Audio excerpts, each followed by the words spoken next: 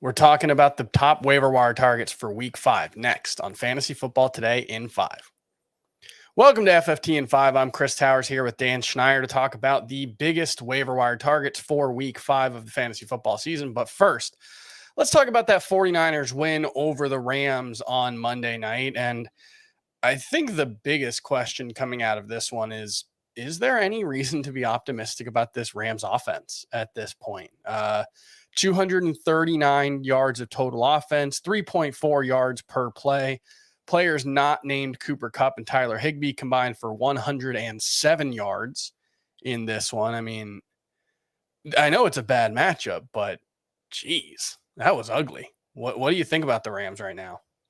Yeah, the caveat being they did face arguably the best defensive coordinator in the NFL, DeMeco Ryans, right now, at least for my money. Matchup not great, as you mentioned, but no, I can't get excited about this offense. They lost Andrew Whitworth this offseason, their star left tackle, did nothing to replace him, didn't have any draft capital to even consider replacing him. So they didn't really have any. Their big free agent move was Allen Robinson, who right now looks like a total bust, not creating any kind of separation and no chemistry with Matt Stafford. The genius Sean McVay, his genius has always been creating, designing route combinations that get receivers open. I haven't seen much of that yet either this season. So I have no faith right now in this offense. And Matthew Stafford might be playing hurt. He does not look the same this year. So it's bad news. Yeah, he was sacked 7 times in this one. Seemed like he was pressured on just about every drop back. Nobody's getting open besides Cooper Kupp. Even like Tyler Higbee had 10 catches for 73 yards. He's looking like a must-start fantasy option.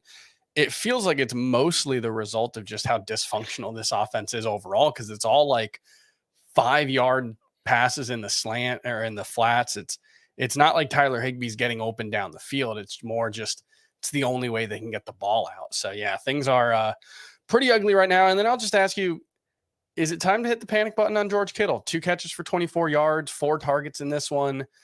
Nobody but Deebo Samuel had more than 37 receiving yards for the 49ers. It's been not great with Jimmy Garoppolo at QB so far. Yeah, I think if you could still use his name to get something back in a trade, to me, it's worth it. I've just never been a huge fan of George Kittle in fantasy because the 49ers use him in a lot of ways as like a glorified extra offensive tackle on the field. They use him to block a lot. He's one of the best blocking, if not the best blocking tight ends in the game. What happens when you lose a Trent Williams and you're playing with injured tackles on the edge? Well, you might use your tight end more to help out. So to me, there's never been much value, but the value is even lower right now given their situation.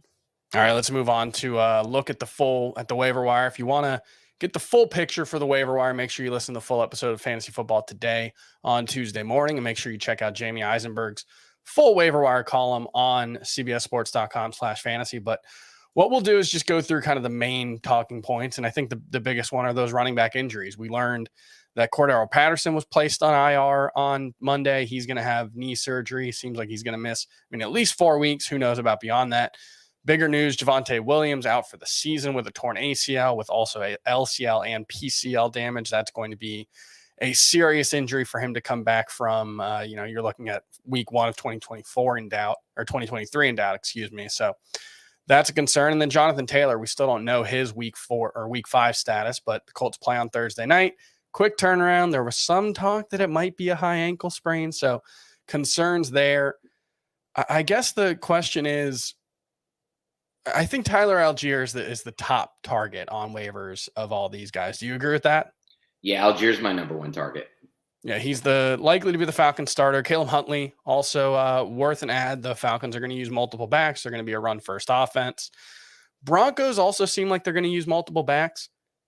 It was Mike Boone instead of Melvin Gordon when Javonte Williams went out. I think that was just Melvin Gordon being punished for his fumble issues.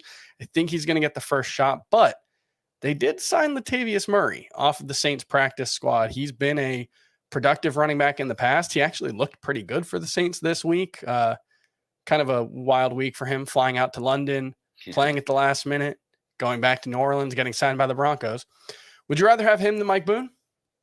I think I'd rather have Mike Boone. Just with the receiving upside there, yeah. And the familiarity with the offense. Yep. He did have a couple of bad drops on that last drive for the Broncos. Wonder if that hurts him. But yeah, I think that makes sense. And then, look, if Nyheim Hines is available in your league, he's 25% available. Would you rather have him than any of those guys? I'd probably put Hines above Boone, but behind Algier. All right. And then If you don't need a running back, would you rather just have George Pickens than any of them? He's 37% available.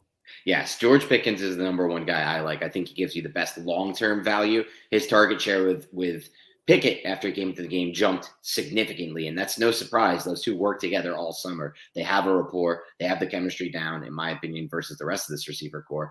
I think he, by far and away, provides the most upside long-term. Yeah, he should be 100% rostered after this week just for the upside alone. But if you do need a running back, Tyler Algier looks like he's going to get about a month, if not more, of opportunity to be the lead back for a run-heavy team. So consider him as well for the Falcons. He's like 45% rostered, so pretty widely available. And that's going to do it for FFT in 5. We'll be back tomorrow with some trade talk and more. We'll see you next time.